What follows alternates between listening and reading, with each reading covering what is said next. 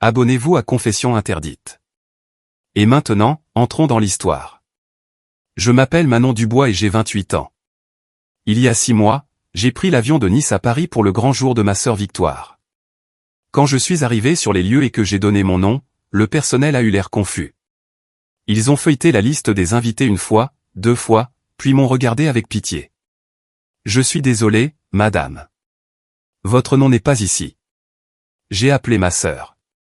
Elle m'a lancé avec mépris au téléphone, « Tu pensais vraiment être invité ?» Alors, je suis parti sans faire de bruit. J'ai déposé un cadeau sur la table, juste une petite boîte argentée. Des heures plus tard, quand Victoire l'a ouverte devant 400 invités, elle a vu ce qu'il y avait à l'intérieur, et elle n'a pas arrêté d'appeler depuis. Mais je n'ai jamais répondu. Avant de vous dire ce qu'il y avait dans cette boîte, prenez un moment pour aimer et vous abonner, mais seulement si vous appréciez sincèrement cette histoire. Laissez un commentaire pour me dire d'où vous regardez et quelle heure il est chez vous. Pour comprendre pourquoi ce cadeau a détruit tout ce que ma sœur avait construit, je dois vous ramener au moment où j'ai réalisé pour la première fois que je ne faisais pas vraiment partie de cette famille. J'ai grandi dans un hôtel particulier de 3 étages dans le 16e arrondissement de Paris. De l'extérieur, nous ressemblions à la famille parfaite, riche, respectée, le genre de personne qui passait l'été à Deauville et faisait des dons aux bonnes œuvres caritatives. Mais à l'intérieur de ces murs, il y avait 2 filles et une seule qui comptait. Victoire avait 3 ans de plus que moi. Elle avait la plus grande chambre, les vêtements de créateur, les leçons de piano, le spectacle de danse auquel nos parents assistaient réellement. J'avais les vêtements usagés et le silence. Mon 10e anniversaire est le moment où j'ai enfin compris ma place dans cette famille. J'avais compté les jours. Passer aux 2 chiffres semblait important. J'imaginais des ballons, un gâteau avec mon nom dessus, peut-être même une fête comme Victoire avait eu, celle avec le poney, le déjeuner traiteur et 40 enfants de sa classe. Ce matin-là, je me suis réveillé tôt et j'ai couru en bas. La cuisine était vide. Ma mère était au téléphone en train de planifier le prochain bal des débutantes de Victoire. Mon père était déjà parti au travail. Aucun d'eux n'a levé les yeux quand je suis entré. « Maman, ai-je dit, c'est mon anniversaire. » Elle a couvert le combiné. « Je sais, chérie. On fera quelque chose plus tard. » Ils ne l'ont jamais fait. Mais ce soir-là, on a frappé à la porte de ma chambre. C'était grand-mère Éléonore, la mère de mon père, tenant une petite boîte emballée. « Joyeux anniversaire, ma fille chérie », a-t-elle dit en s'asseyant au bord de mon lit. À l'intérieur se trouvait un appareil photo, pas un jouet, un vrai, avec une lanière en cuir et un corps argenté qui semblait lourd dans mes petites mains. « Tu as l'œil d'une artiste, ma chère. » Elle a touché ma joue. « Un jour, le monde verra ce que je vois en toi. » Je ne le savais pas alors, mais cet appareil photo allait changer toute ma vie. Et grand-mère Éléonore, elle savait exactement ce qu'elle plantait. 8 ans plus tard, j'ai obtenu mon baccalauréat avec une bourse complète pour l'École des Arts Décoratifs de Paris, l'un des meilleurs programmes d'art du pays. J'ai pensé que peut-être, enfin, mes parents me remarqueraient. La cérémonie avait lieu un samedi après-midi. J'avais été sélectionné pour faire un court discours sur la poursuite de sa passion. Je m'étais entraîné pendant des semaines, imaginant le sourire fier de ma mère, la poignée de main ferme de mon père. Le matin de la remise des diplômes, je suis descendu prêt à partir. Victoire était à la table de la cuisine, faisant défiler son téléphone. Mes parents étaient penchés sur l'ordinateur portable de mon père. La cérémonie commence à 14 h, ai-je dit. Nous devrions partir vers 13 h pour avoir de bonnes places. Ma mère n'a pas levé les yeux. Chérie, un imprévu est survenu. Comment ça? Mon père m'a enfin jeté un coup d'œil. Victoire a un événement de réseautage avec la banque Rothschild. C'est une énorme opportunité pour sa carrière. Nous ne pouvons pas manquer ça. Je suis resté là, serrant mes notes de discours. C'est ma remise de diplôme. La photographie n'est pas une vraie carrière, Manon. La voix de mon père était plate. Peut-être devrais-tu penser à une école de commerce comme ta sœur. Victoire a eu un sourire en coin mais n'a rien dit. Je suis allé à cette cérémonie seul. J'ai fait mon discours devant une salle remplie d'inconnus. Et quand ils ont appelé mon nom pour recevoir mon diplôme, j'ai regardé le public et je n'ai vu qu'un seul visage familier. Grand-mère Éléonore. Au premier rang, applaudissant plus fort que quiconque. Après, elle m'a pris les mains dans les siennes. Souviens-toi, chérie, a-t-elle chuchoté. Les plus grands trésors ne sont pas toujours ceux pour lesquels les gens se battent. Parfois, ce sont ceux qui sont transmis discrètement. Je n'ai pas compris ce qu'elle voulait dire. Pas à ce moment-là, mais je le comprendrai. Des années plus tard, debout devant le mariage de ma sœur avec une boîte argentée entre les mains, je comprendrai tout. Après l'obtention de mon diplôme, j'ai fait 2 valises et acheté un aller simple pour Nice. Je n'ai pas dit au revoir. Il n'y avait personne à qui le dire. Pendant les 10 années suivantes, j'ai construit ma vie en silence. J'ai commencé comme assistante d'un photographe de mariage, portant l'équipement et ajustant l'éclairage. J'ai appris tout ce que je pouvais. J'ai économisé chaque centime. Et lentement, client par client, j'ai construit quelque chose à moi. Ma famille ne m'a jamais posé de questions sur mon travail. Pour eux, j'étais toujours Manon qui prend des photos d'inconnus. Victoire appelait de temps en temps, non pas pour prendre de mes nouvelles, mais pour me tenir au courant de ses réussites. Directrice marketing senior à 29 ans, bureau d'angle, fiancée à un gestionnaire de fonds d'investissement. Chaque conversation était une performance et j'étais son seul public. Je viens de conclure une campagne à 7 chiffres, a-t-elle dit un soir. Et toi? Tu fais toujours ces petits shootings photos? J'étais assise dans mon bureau à ce moment-là, celui avec des fenêtres du sol au plafond donnant sur la promenade des Anglais. Celui avec des prix sur les murs et une liste de clients qui lui feraient tourner la tête. Je vais bien, Victoire. Félicitations pour ta campagne. Merci. Maman et papa organisent un dîner de célébration pour moi la semaine prochaine. Évidemment, tu n'es pas invité. C'est juste la famille proche. J'ai laissé ça pénétrer. Famille proche. Bien sûr, ai-je dit, passé un merveilleux moment. J'ai raccroché et regardé autour de mon bureau. Studio Éclat, mon entreprise, 2,8 millions d'euros de chiffre d'affaires l'année dernière. Des clients célèbres, des articles dans des magazines, une équipe de 12 personnes. Victoire n'en avait aucune idée. Aucun d'eux ne savait. Et pendant longtemps, je me suis dit que je m'en fichais. Je me suis dit que leur approbation ne comptait plus. Mais ensuite, grand-mère Éléonore est morte et tout a changé. L'appel est arrivé un mardi matin. J'étais en train d'examiner des contrats quand mon téléphone a sonné. Un numéro de Paris que je ne reconnaissais pas, Mademoiselle Dubois, ici Maître Laurent, le notaire de votre grand-mère. Je suis désolé de vous informer qu'Éléonore de la Roche est décédée la nuit dernière. Le monde s'est arrêté.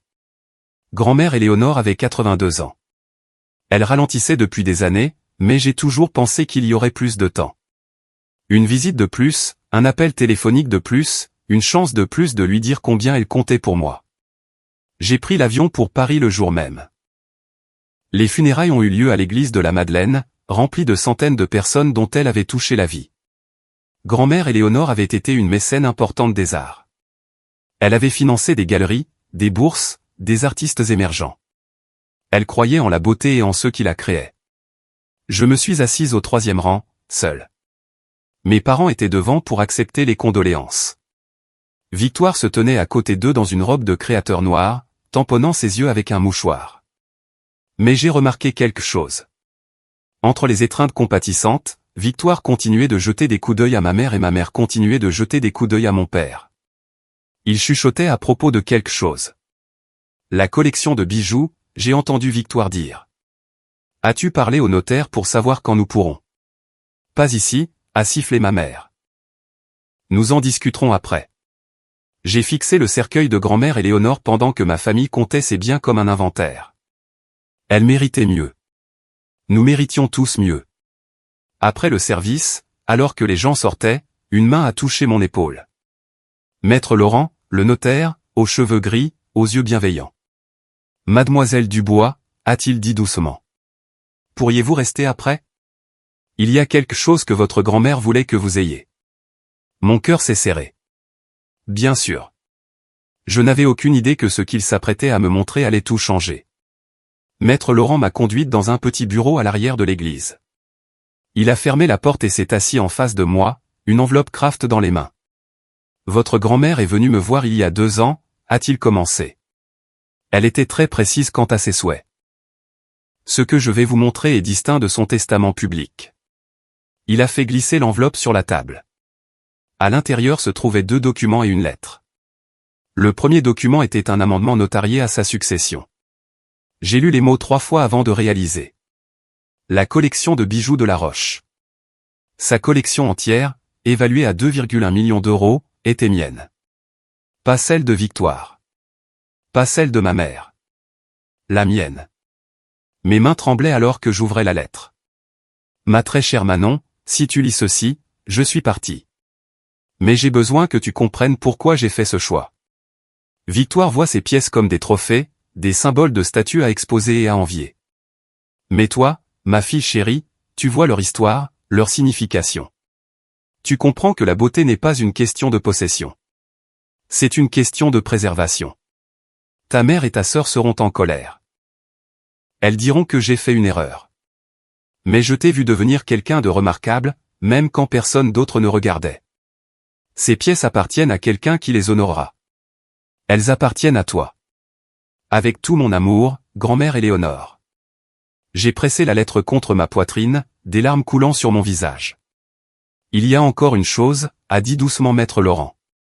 Votre grand-mère a demandé que cela reste confidentiel jusqu'à ce que vous décidiez du bon moment pour le divulguer. J'ai hoché la tête, incapable de parler. J'ai glissé les documents dans mon sac et je suis sorti de cette église avec un secret qui resterait dans mon cœur pendant 6 mois. Je ne savais pas alors que je l'utiliserais au mariage de ma sœur. 3 mois après les funérailles, j'ai appris la nouvelle. Victoire était fiancée.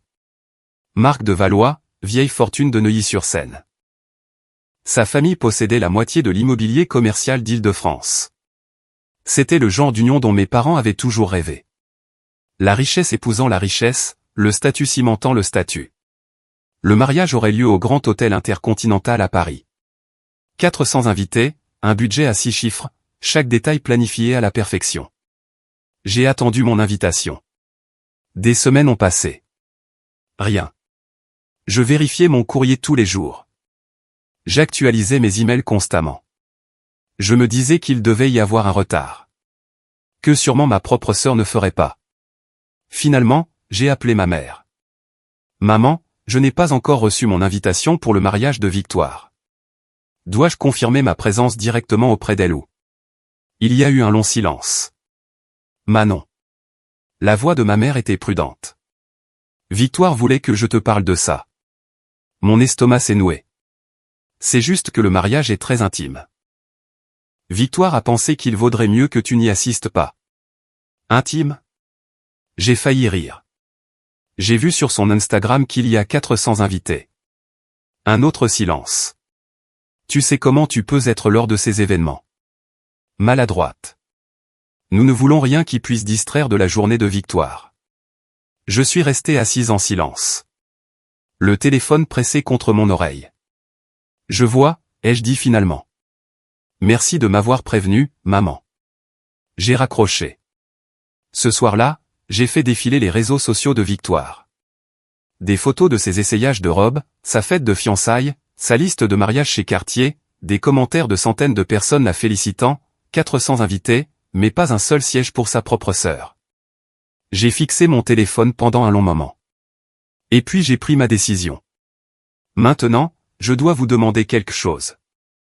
Si vous étiez à ma place, si votre propre famille vous bannissait du mariage de votre sœur et mentait en disant que c'était intime, que feriez-vous? Iriez-vous quand même? Partiriez-vous pour toujours? Feriez-vous quelque chose de complètement différent? Laissez votre réponse dans les commentaires. Je suis vraiment curieuse de savoir ce que vous choisiriez. Et pendant que vous y réfléchissez, appuyez sur ce bouton d'abonnement pour ne pas manquer la suite. Parce que ce que j'ai fait, personne ne l'a vu venir. J'ai réservé mon vol 3 jours avant le mariage. Nice à Paris. Allez simple. Je n'ai rien dit à personne. Je n'ai pas demandé la permission. J'ai simplement fait un petit sac et préparé la seule chose que je devais apporter, un cadeau. Il trônait sur mon comptoir de cuisine dans une boîte argentée avec un ruban blanc, assez petit pour tenir dans mon sac à main, assez léger pour qu'on ne devine jamais ce qu'il y avait à l'intérieur. La nuit précédant mon vol, je n'ai pas pu dormir. Je n'arrêtais pas de me demander si je faisais la bonne chose. Une partie de moi voulait rester à la maison, me protéger d'un autre rejet, faire semblant de ne pas m'en soucier. Mais je m'en souciais.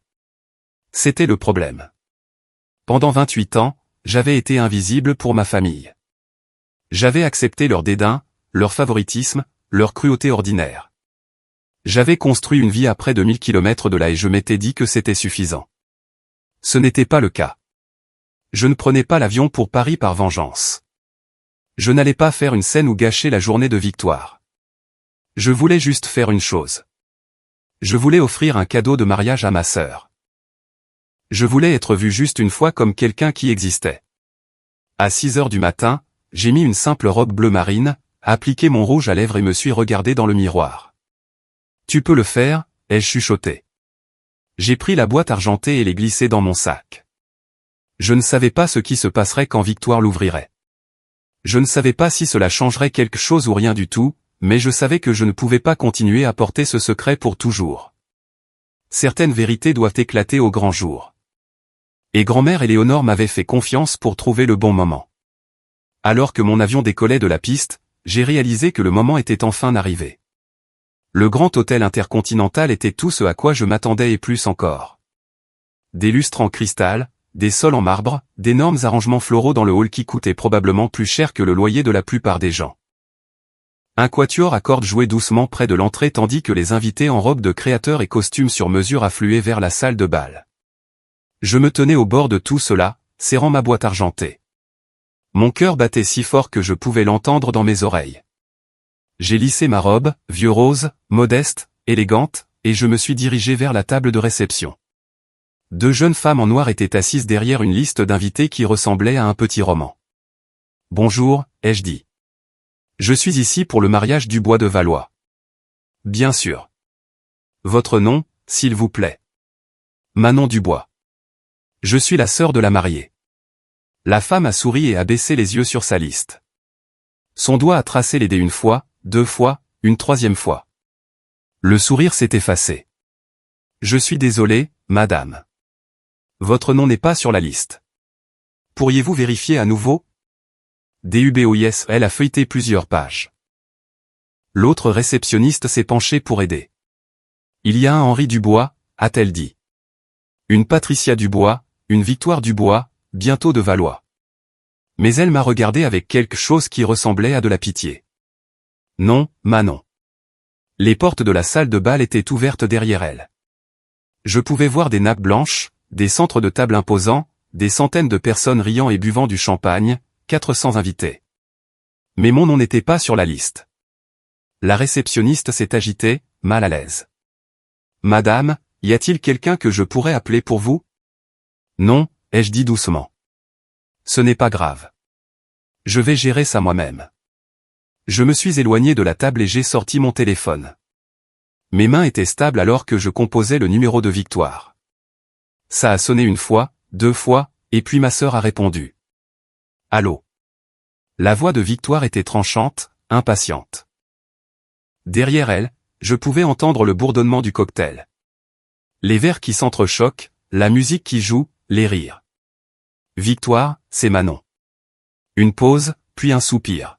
« Qu'est-ce que tu veux ? » Je suis un peu occupé. Je suis à l'hôtel. Mon nom n'est pas sur la liste des invités. Silence. J'ai attendu. Je sais, a-t-elle finalement dit. C'est parce que tu n'as pas été invité. Même si je m'y attendais, les mots ont atterri comme une gifle. Je suis ta sœur. Et Victoire a ri d'un rire froid et cassant. Tu pensais vraiment que tu serais invité ? Ce mariage est pour les gens qui comptent, Manon. Des gens importants, pas quelqu'un qui prend des photos pour gagner sa vie. J'ai fermé les yeux. J'ai traversé le pays en avion.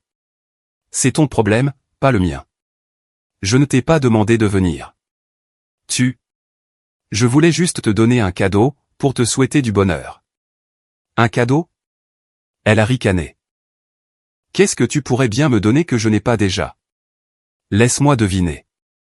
Un album photo fait maison, un bon pour une séance de portrait gratuite. Je n'ai rien dit. Que ce soit clair, a continué Victoire. Personne ne veut de toi ici. Pas maman, pas papa, et certainement pas moi. Tu as toujours été une honte pour cette famille. Rentre chez toi, Manon. Retourne à ta petite vie sur la Côte d'Azur et arrête de prétendre que tu appartiens à la mienne. Je me tenais dans le hall de l'hôtel entouré d'inconnus et j'ai laissé ces mots m'envahir. J'aurais pu riposter. J'aurais pu crier, pleurer, supplier, mais je ne l'ai pas fait. Je comprends, ai-je dit. Ma voix était calme, égale. Je laisserai ton cadeau à la table de réception. Bien, peu importe. Ne fais pas de scène, elle a raccroché. J'ai fixé mon téléphone un instant, puis j'ai souri parce que je savais exactement ce qu'il y avait dans cette boîte, et je savais exactement quand elle l'ouvrirait. La table des cadeaux était un chef-d'œuvre d'excès. Des centaines de boîtes emballées de toutes tailles, bleu Tiffany, orange Hermès, blanc brillant avec des nœuds dorés, des carafes en cristal, des cadres en argent, des enveloppes contenant sans aucun doute des chèques avec beaucoup de zéros. Je me suis dirigé vers elle lentement, ma boîte argentée à la main. La réceptionniste qui m'avait refusé l'entrée regardait depuis son poste.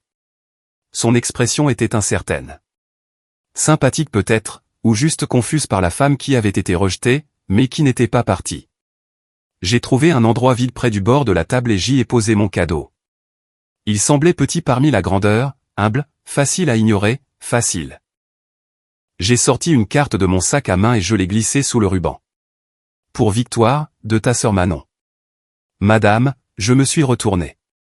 La réceptionniste s'était approchée, sa voix douce. Êtes-vous sûr de ne pas vouloir rester?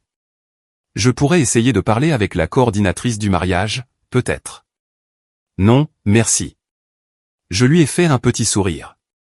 Certains cadeaux parlent plus fort quand le donneur est absent. Elle a cligné des yeux, clairement incertaine de ce qu'il fallait penser de ça. J'ai jeté un dernier coup d'œil aux portes de la salle de bal. Quelque part à l'intérieur, ma famille faisait la fête. Ma mère complimentait probablement la robe de Victoire. Mon père serrait probablement la main de gens importants. Et Victoire rayonnait probablement, se prélassant dans l'attention qu'elle avait toujours désirée. Aucun d'eux ne pensait à moi. C'était bien. Ils penseraient à moi assez tôt. Je me suis retourné et j'ai traversé le hall, passé les lustres, le quatuor à cordes et les belles personnes dans leurs beaux vêtements. Je ne me suis pas retourné. Dehors, l'air d'automne était vif et propre. J'ai pris une grande inspiration, sorti mon téléphone et réservé le prochain vol pour Nice. Alors que mon taxi s'éloignait du grand hôtel, j'ai souri. La réception allait commencer d'une minute à l'autre, et bientôt Victoire tendrait la main vers mon cadeau. Mais avant de vous dire ce qui s'est passé ensuite, je dois vous ramener 2 mois en arrière, au moment où le destin, ou peut-être l'esprit de grand-mère Éléonore, a décidé de jouer une dernière carte. C'était un mercredi après-midi. J'étais à mon bureau en train d'examiner des factures quand mon assistante a frappé à ma porte. Manon, tu as un appel. Une certaine Caroline Dartois. Mon cœur a fait un bond. Caroline Dartois était une légende dans l'industrie du mariage, propriétaire d'Artois Events, l'agence de planification de mariage la plus exclusive de Paris. Elle avait coordonné des cérémonies pour des sénateurs, des célébrités, des dynasties de vieille fortune. Elle avait aussi été l'amie la plus proche de grand-mère Éléonore. J'ai décroché le téléphone. Madame Dartois, ça fait longtemps. Trop longtemps, ma chère. Sa voix était chaleureuse, familière. Éléonore parlait de toi constamment, tu sais. Elle était si fière de ce que tu as construit. Ma gorge s'est serrée. Merci. J'appelle parce que j'ai une mariée à Paris qui a besoin d'un photographe. Très particulière, très exigeante. Elle veut le meilleur. Et je lui ai dit que Studio Éclat est le meilleur. J'apprécie la recommandation. Il y a une chose que tu dois savoir. Caroline a fait une pause. La mariée est ta sœur. Je suis resté très immobile. Victoire a signé le contrat la semaine dernière, a continué Caroline. Elle n'a aucune idée que tu possèdes l'entreprise. Elle a juste vu notre portfolio et est tombée amoureuse du travail. Tu savais. Et tu nous as quand même recommandé. Ta grand-mère aurait voulu ça, Manon. Elle disait toujours, la vérité trouve son propre chemin vers la sortie et point. La voix de Caroline s'est adoucie. Le contrat est déjà signé. À compte de 14 000 € non remboursables. Que tu te présentes personnellement est entièrement ton choix. J'ai regardé par ma fenêtre la mer Méditerranée. Ma sœur m'avait embauché. Elle avait signé un contrat avec l'entreprise dont elle ignorait que j'étais propriétaire. Et elle n'en avait aucune idée. Il y avait autre chose que Victoire ne savait pas.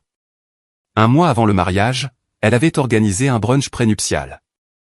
J'en ai entendu parler par Caroline, qui en avait entendu parler par le circuit social de Paris.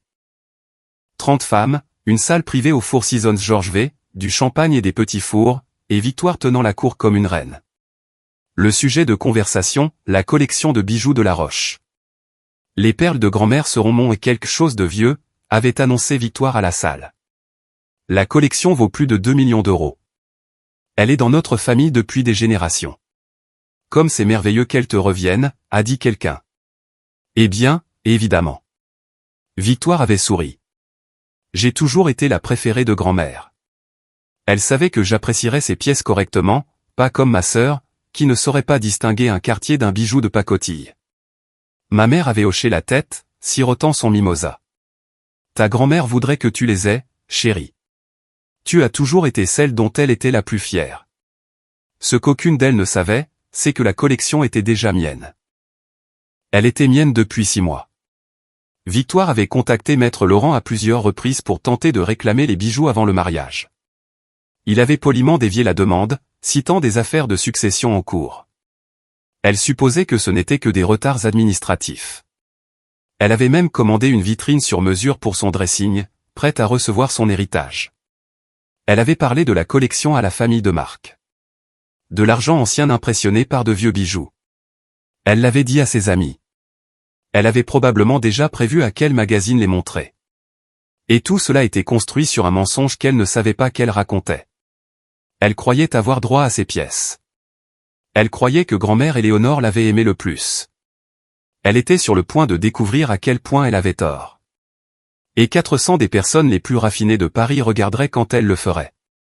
Retour au présent. Mon taxi m'a déposé à l'aéroport Charles de Gaulle juste au moment où le soleil se couchait. La réception allait commencer bientôt. Le service du dîner, les toasts, la découpe du gâteau, et à un moment donné, selon la tradition de notre famille, la mariée ouvrirait les cadeaux. J'ai trouvé un siège dans le salon VIP de la compagnie aérienne et j'ai commandé un café. À travers les grandes baies vitrées, je regardais les avions décoller dans le ciel orange. Mon téléphone était posé sur la table devant moi, silencieux. Pas d'appel, pas de message. Pas encore. J'ai pensé à grand-mère Éléonore, à la façon dont elle m'avait regardé quand personne d'autre ne le faisait, à l'appareil photo qu'elle m'avait donné quand j'avais 10 ans, celui qui avait tout commencé. Les plus grands trésors ne sont pas toujours ceux pour lesquels les gens se battent, avait-elle dit. Parfois, ce sont ceux qui sont transmis discrètement. Je comprenais maintenant. Elle avait su exactement quel genre de femme Victoire deviendrait. Elle avait su que mes parents choisiraient toujours ma sœur plutôt que moi. Et elle s'était assurée que le moment venu, j'aurais la vérité de mon côté. Pas la vengeance, juste la vérité. J'ai siroté mon café et vérifié ma montre. 19h45, l'heure du cocktail serait terminée. Les invités seraient assis. Le maître de cérémonie chaufferait la foule, se préparant à inviter Victoire et Marc à ouvrir quelques cadeaux spéciaux avant le dessert. Ma boîte argentée attendait. À l'intérieur, une copie du testament de grand-mère Éléonore, sa lettre pour moi, une photo de nous ensemble dans sa bijouterie préférée, et une seule feuille de papier pliée, une copie du contrat de studio éclat avec mon nom clairement imprimé en bas. J'ai souri pour moi-même. D'une minute à l'autre, n'importe quand, Victoire tendrait la main vers cette boîte, et plus rien ne serait jamais pareil.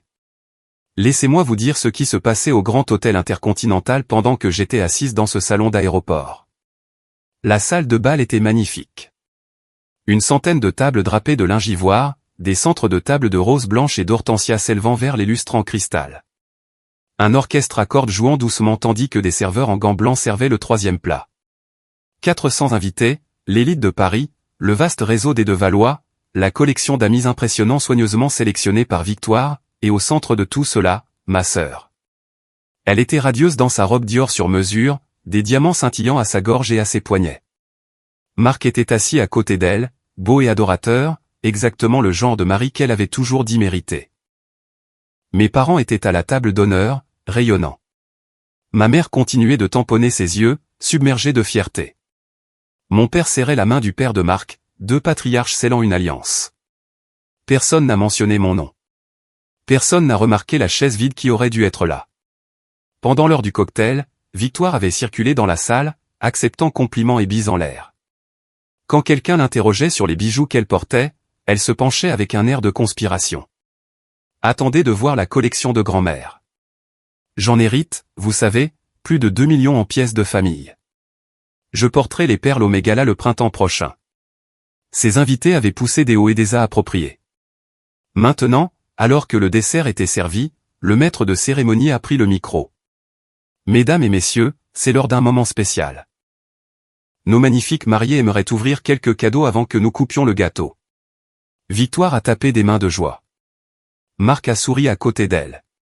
Une table empilée de cadeaux attendait à proximité. Et assise au bord, presque cachée parmi les boîtes Cartier et les paquets Hermès, se trouvait une petite boîte argentée avec un ruban blanc. Victoire ne l'a pas remarqué. Pas encore.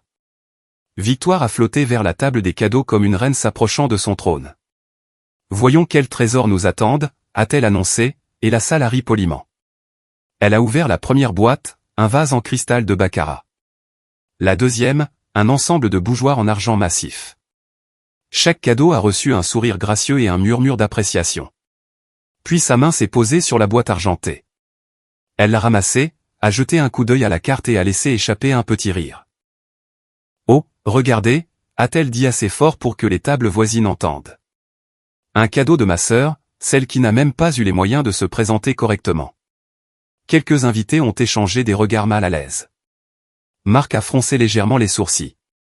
Victoire, voyons ce qu'elle nous a offert. Un coupon fait maison probablement, ou une de ses petites photos. Victoire a dénoué le ruban, souriant toujours à la foule. Elle a soulevé le couvercle. À l'intérieur se trouvait une enveloppe, épaisse et à l'aspect officiel. Son sourire a vacillé. Elle a sorti les papiers, les dépliant lentement.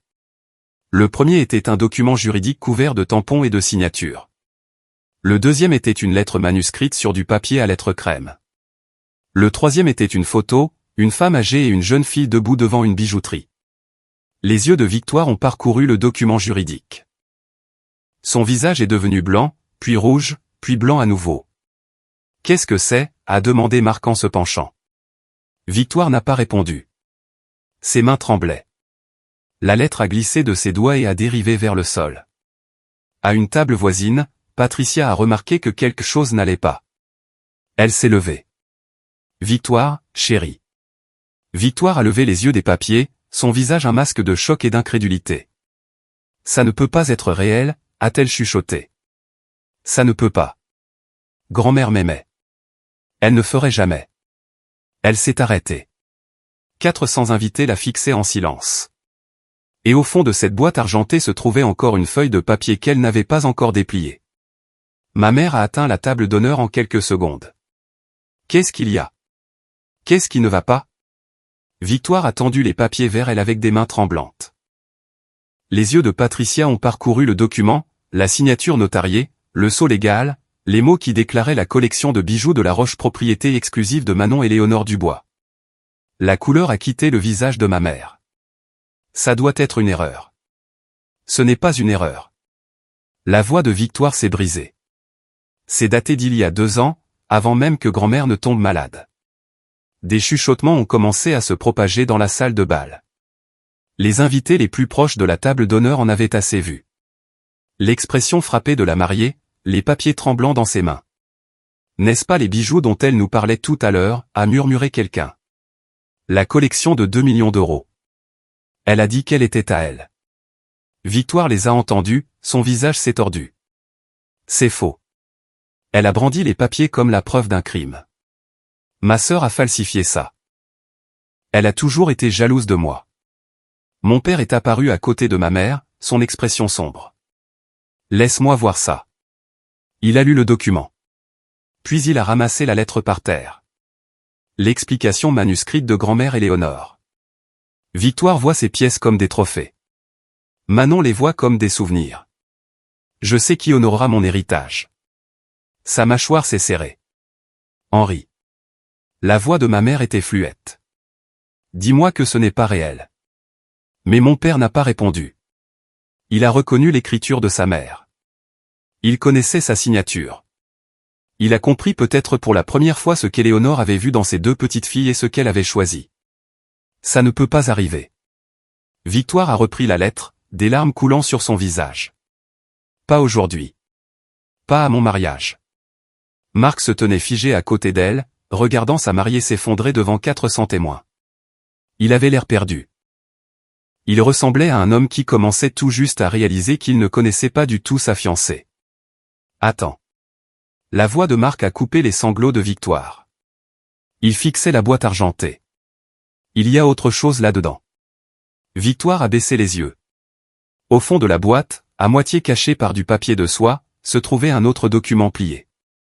Elle l'a sorti avec des doigts tremblants. C'était un contrat de photographie. L'en-tête indiquait « Contrat de service de mariage studio éclat ». Les yeux de Victoire sont tombés sur la page de signature. Client, Victoire Dubois. Propriétaire, Manon Dubois. Montant payé, 14 000 € non remboursables. Elle l'a fixé. Non. Sa voix était à peine un murmure. Non. Non. Non. Victoire. Marc lui a pris le papier, ses yeux se sont écarquillés en lisant. Tu as engagé son entreprise. Tu m'as dit que ta sœur était en difficulté, qu'elle ne pouvait pas garder un emploi. Je ne savais pas. Je ne savais pas. Victoire a tourné sur elle-même, les yeux fous. Où est le photographe? Où est le photographe? Une jeune femme avec un appareil photo s'est avancée nerveusement du coin où l'équipe de photographie travaillait toute la soirée. Je suis désolé, madame. Je suis la photographe principale. Mademoiselle Dubois, Manon Dubois est la propriétaire, mais elle n'assiste généralement pas aux séances photo personnellement. Tu travailles pour elle? La photographe a hoché la tête prudemment. Studio Éclat a photographié plus de 200 mariages. Nous sommes l'une des meilleures entreprises du pays. La salle de bal était complètement silencieuse maintenant. 400 invités. Chacun regardant le monde soigneusement construit de Victoire s'effondrer en temps réel. Quelqu'un à une table voisine a sorti son téléphone. Elle a dit 2 millions d'euros? Et la sœur possède une entreprise de photographie. Celle que Victoire traitait de ratée. Marc tenait toujours le contrat, son visage illisible. Victoire, sa voix était calme. Sur quoi d'autre as-tu menti? Victoire ne pouvait pas répondre. Elle était trop occupée à chercher son téléphone. Elle avait besoin de m'appeler. Elle avait besoin de crier sur quelqu'un. Elle avait besoin de réparer ça. Mais certaines choses ne peuvent pas être réparées. Ok, je dois faire une pause ici. Levez la main dans les commentaires si vous avez vu ça venir parce qu'honnêtement, même moi je ne m'attendais pas à ce que tout s'effondre aussi vite. Victoire vient de découvrir que la grand-mère dont elle pensait qu'elle l'aimait le plus voyait clair en elle. Et la sœur qu'elle traitait de ratée? Elle possède l'entreprise qui photographie son mariage. Si vous voulez voir comment cela se termine, et croyez-moi, ça devient encore plus fou, appuyez sur ce bouton j'aime et restez avec moi parce que Victoire est sur le point de faire un choix qui définira tout ce qui se passera ensuite. Les chuchotements étaient devenus un murmure constant.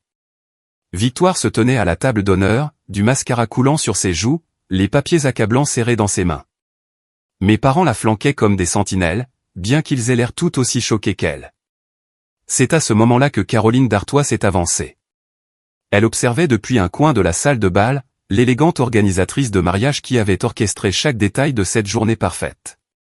Maintenant, elle marchait vers la table d'honneur avec l'autorité calme de quelqu'un qui avait tout vu. Si je peux me permettre. La salle s'est tue. Caroline a pris le document juridique des mains tremblantes de Victoire et l'a examiné brièvement. Ceci est authentique, a-t-elle dit, assez fort pour que les tables voisines entendent. J'ai été témoin de la signature de cet amendement par Éléonore de la Roche il y a 2 ans. J'étais présente lorsqu'elle a discuté de ses souhaits avec son notaire. Patricia s'est avancée. Caroline, tu ne peux pas. Je peux, Patricia. La voix de Caroline était douce mais ferme. Éléonore a été ma plus chère amie pendant 40 ans. Elle m'a dit exactement pourquoi elle a fait ce choix. Alors dis-nous, a crié Victoire. Dis-nous pourquoi elle ferait ça. Caroline l'a regardé avec quelque chose qui ressemblait à de la pitié. Elle a dit, Victoire voit les bijoux comme des trophées. Manon les voit comme des souvenirs. Elle a dit, ta sœur était la seule qui l'ait jamais aimée pour ce qu'elle était, pas pour ce qu'elle possédait. Les mots sont restés suspendus dans l'air. À une table près du fond, quelqu'un filmait définitivement avec son téléphone maintenant. Elle a aussi dit autre chose. Caroline a croisé les mains. Elle a dit, Manon ne m'a jamais rien demandé. Victoire n'a jamais arrêté de demander. Ça comptait pour elle. La bouche de Victoire s'est ouverte, mais aucun son n'en est sorti. Pour la première fois de sa vie, ma sœur n'avait rien à dire. Et 400 témoins avaient entendu chaque mot. Il y a autre chose que les gens devraient savoir. La voix venait du fond de la salle. Un homme d'une 60aine d'années s'est levé, aux cheveux argentés, distingué, portant un costume qui coûtait plus cher que la plupart des voitures. Richard Perrault, PDG du groupe Média Perrault, l'un des plus vieux amis du père de Marc. Je connais Manon Dubois, a-t-il dit. Elle a photographié le mariage de ma fille l'année dernière à Saint-Tropez. 600 invités. Elle était brillante. Un murmure a parcouru la salle. Attendez. Une femme à une autre table a levé la main. Manon Dubois comme dans Studio Éclat.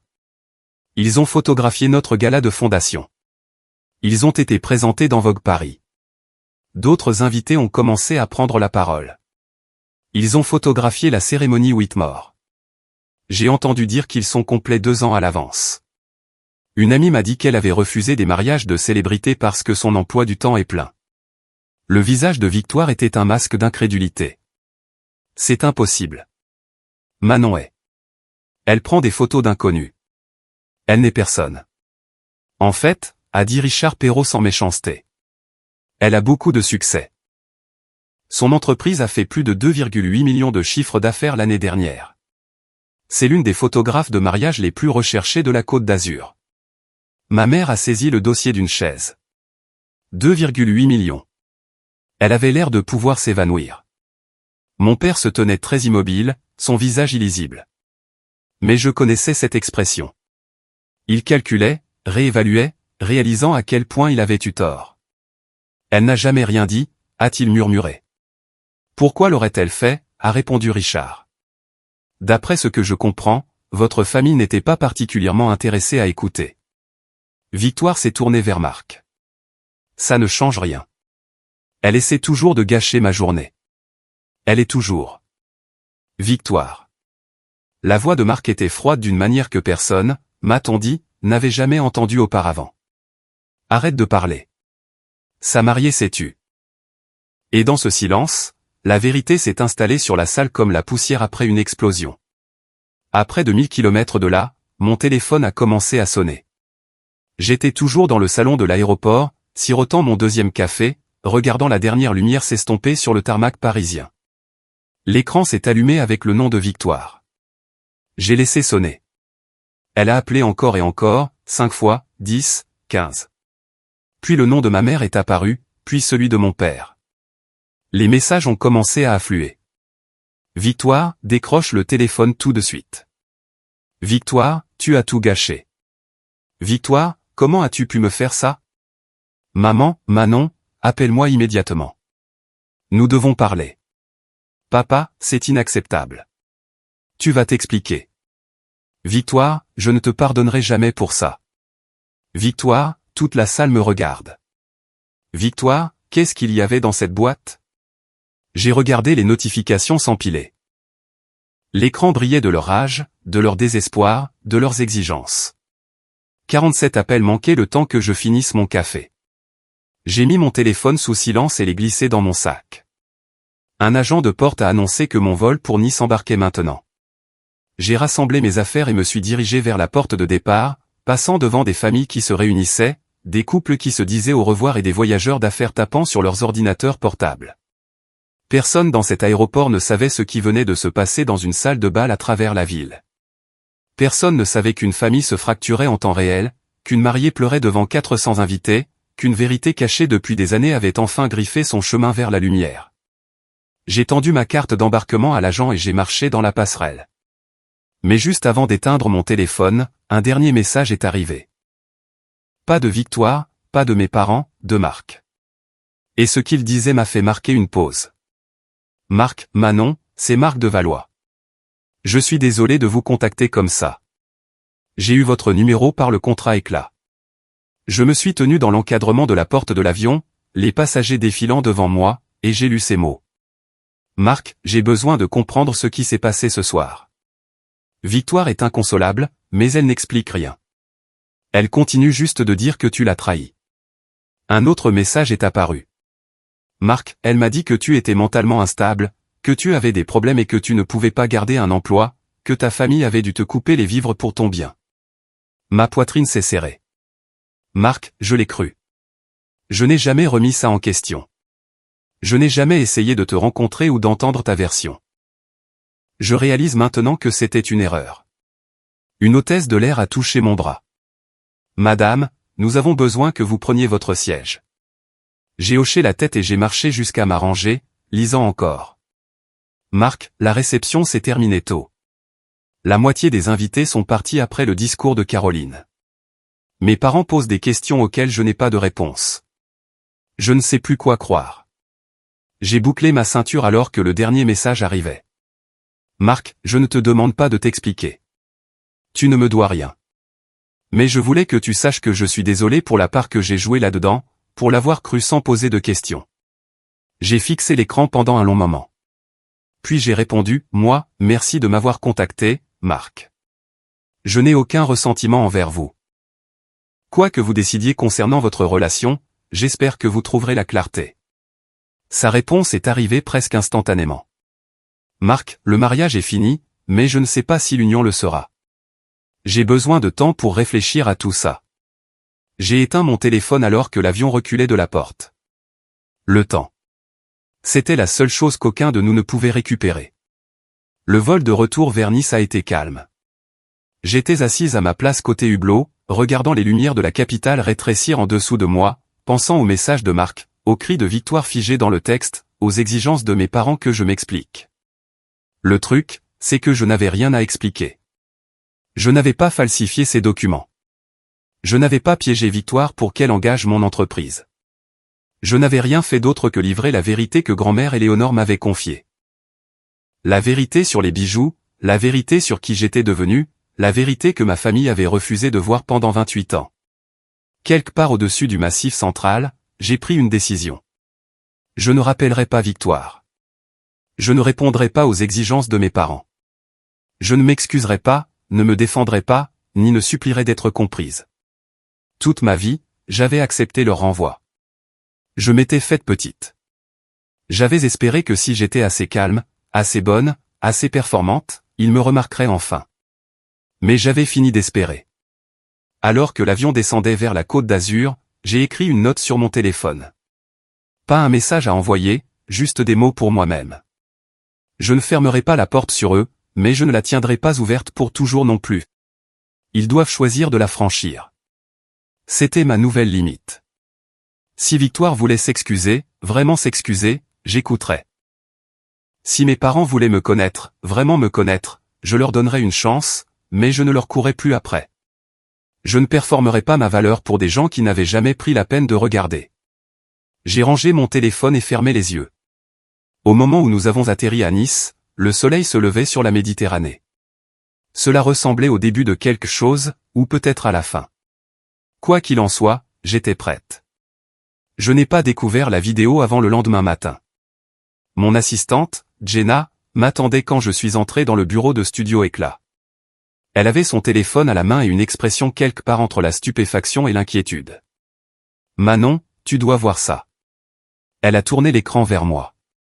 Une vidéo TikTok déjà à 2 millions de vues et qui grimpait. La légende disait, une mariée riche découvre que sa sœur ratée est en fait millionnaire. Quelqu'un au mariage avait filmé. La vidéo montrait Victoire à la table d'honneur, son visage passant de suffisant à confus puis dévasté alors qu'elle lisait les documents. Elle a capturé le discours de Caroline. Elle a capturé les invités murmurant la révélation de Richard Perrault sur mon entreprise, l'ordre froid de Marc à Victoire d'arrêter de parler. Les commentaires étaient infinis. Les calmes sont toujours ceux que l'on sous-estime. Grand-mère savait exactement qui méritait ces bijoux. C'est la chose la plus satisfaisante que j'ai jamais vue. Toute la vie de Victoire vient d'être vérifiée devant 400 personnes. J'ai fait défiler des milliers de réactions, des inconnus qui ne m'avaient jamais rencontré, encourageant une femme qu'ils ne connaissaient que par un clip de 30 secondes. Votre nom est en tendance, a dit Jenna doucement. Studio Éclat a reçu 300 demandes pendant la nuit.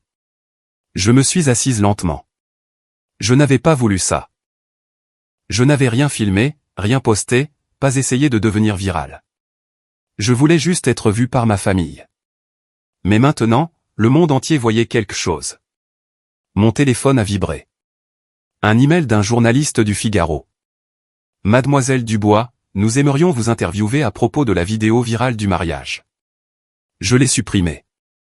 Annule mes réunions aujourd'hui, ai-je dit à Jenna. J'ai besoin de temps pour réfléchir. Parce que ce n'était pas fini. Ce n'était que le début et j'avais le sentiment que ma famille allait bientôt se montrer. 3 jours plus tard, ma mère est apparue.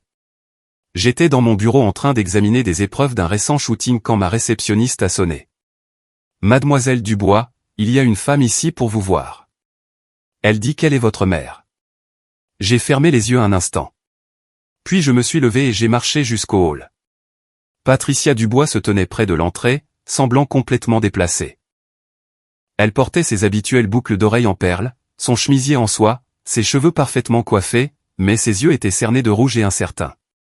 Elle fixait le bureau de réception, les prix sur les murs, les couvertures de magazines encadrés présentant Studio Éclat.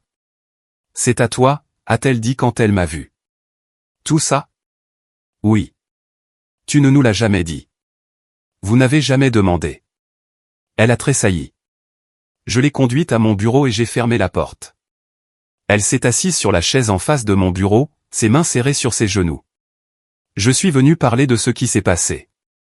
Je suppose que tu as gâché le mariage de ta sœur. Sa voix s'est brisée. Comment as-tu pu lui faire ça? Je n'étais pas au mariage, maman. Je n'étais pas invité. Tu vois ce que je veux dire? Ce coup avec le cadeau. Je me suis penché en arrière dans ma chaise. Je lui ai donné la vérité de grand-mère Éléonore. Les documents sont réels. Le testament est légal. Tout dans cette boîte était authentique. Mais pourquoi? Pourquoi l'humilier devant tout le monde? Je ne l'ai pas humiliée.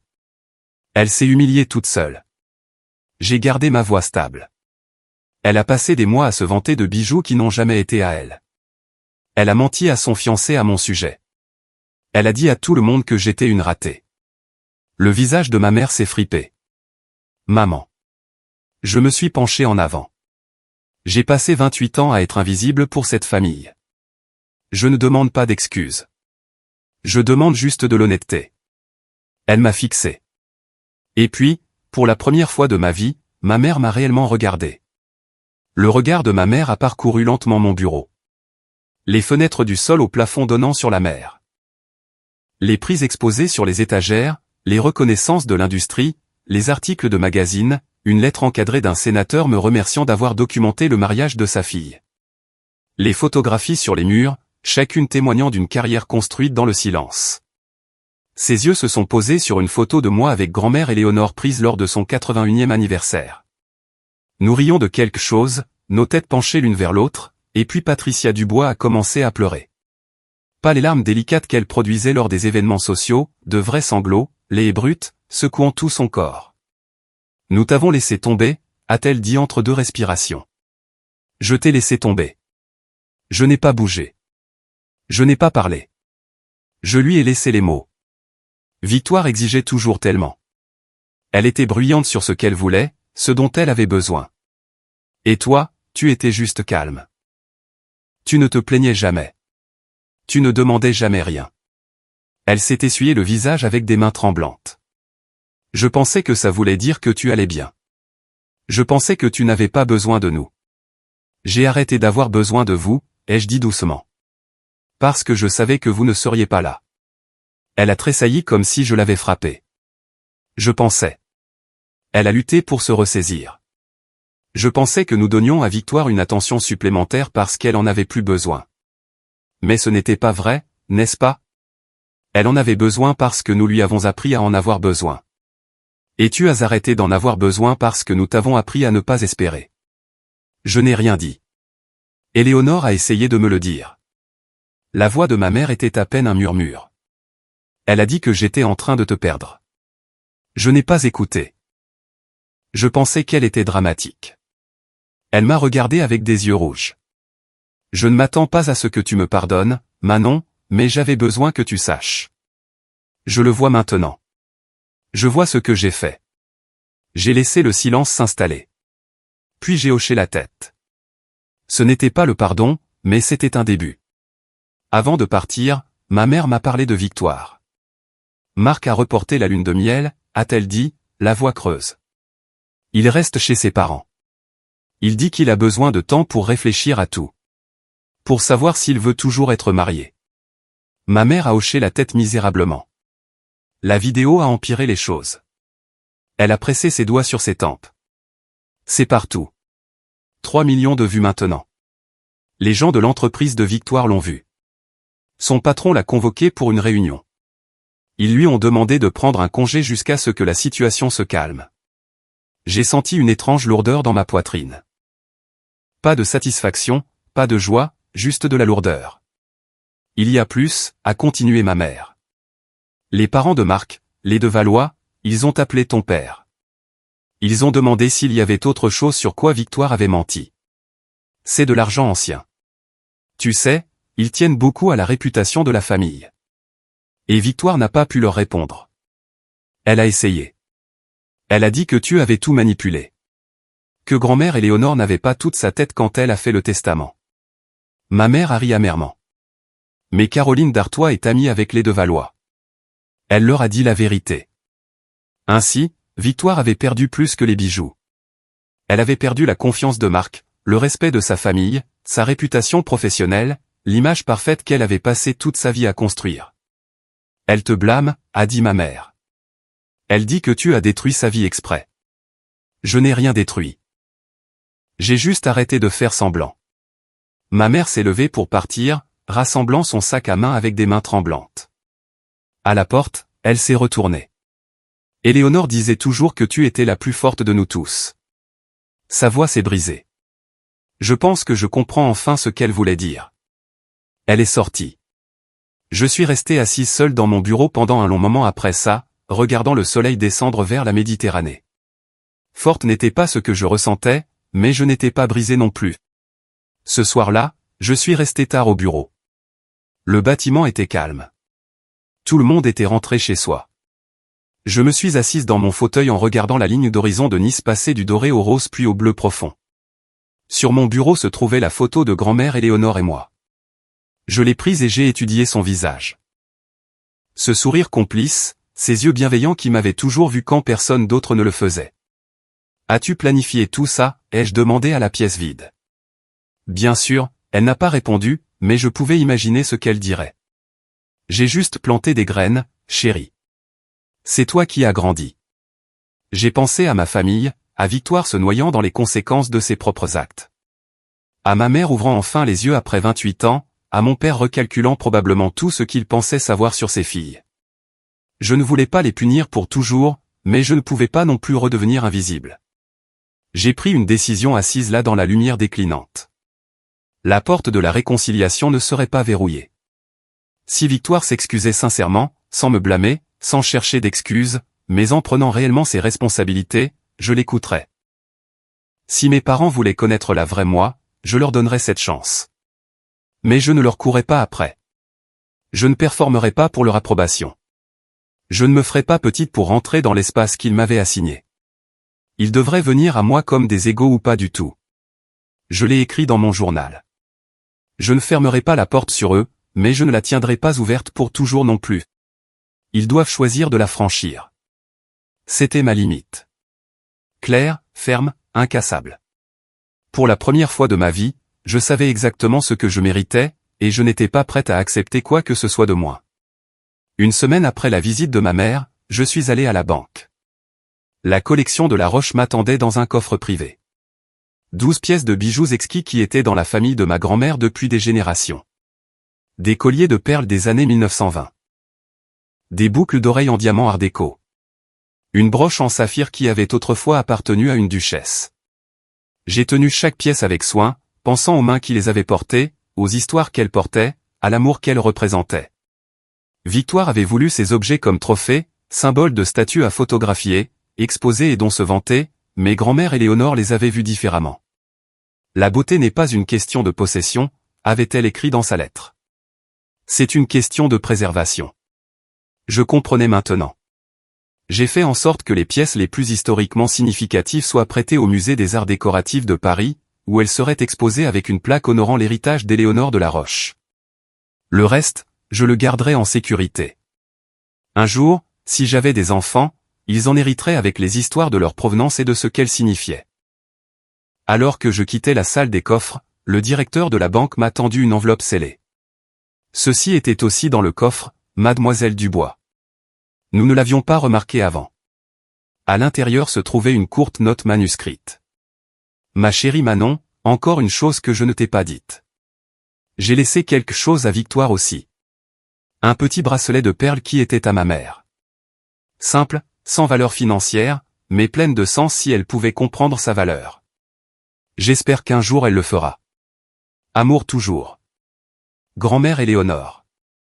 Je me suis tenu dans le hall de la banque et j'ai laissé couler les larmes. Même dans la mort, ma grand-mère avait espéré que Victoire puisse changer.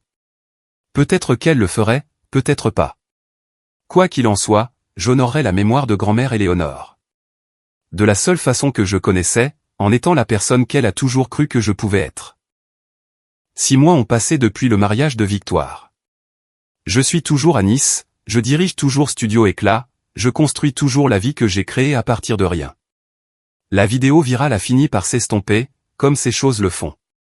Mon nom n'est plus en tendance. Les journalistes ont arrêté d'appeler, mais certaines choses sont différentes maintenant. Ma mère appelle une fois par semaine. Des conversations maladroites et hésitantes au début, aucune de nous ne sachant quoi dire, mais lentement nous apprenons. Elle me pose des questions sur mon travail. Je lui raconte, elle écoute. C'est un début. Mon père a envoyé une lettre, 3 pages, manuscrite, s'excusant pour des années de cécité. Je n'ai pas encore répondu. Je ne suis pas sûr de quoi dire, mais j'y réfléchis. Victoire et Marc suivent une thérapie de couple. Elle m'a appelé le mois dernier, la première fois depuis le mariage. Elle ne s'est pas excusée exactement, mais elle n'a pas attaqué non plus. Elle a juste dit, j'essaie de comprendre. Peut-être que c'est tout ce qu'elle peut offrir pour le moment. Peut-être qu'un jour ce sera plus. J'ai appris quelque chose à travers tout cela. La meilleure réponse au mépris n'est pas la vengeance. Ce n'est pas de leur prouver qu'ils ont tort ou de leur frotter votre succès au visage. C'est de construire quelque chose de réel. C'est de protéger ce qui compte. C'est de connaître sa valeur si profondément que l'opinion de personne, pas même celle de votre famille, ne peut l'ébranler. Je ne me suis pas présenté à ce mariage pour détruire ma sœur. Je me suis présenté pour être enfin vu. Et ce cadeau que j'ai laissé sur la table, ce n'était pas pour la démolir. C'était pour me tenir debout. Pour la première fois de ma vie, je me suis choisi. Alors, laissez-moi vous demander ceci. Avez-vous déjà dû fixer une limite avec quelqu'un que vous aimiez? Qu'est-ce que cela vous a coûté? Qu'avez-vous gagné? Laissez votre histoire dans les commentaires.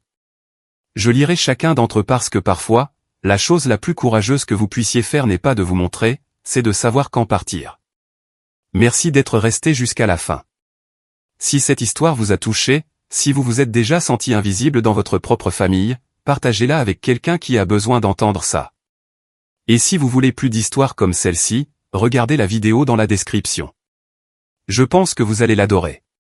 À la prochaine, souvenez-vous, vous méritez d'être vu. Au revoir pour l'instant.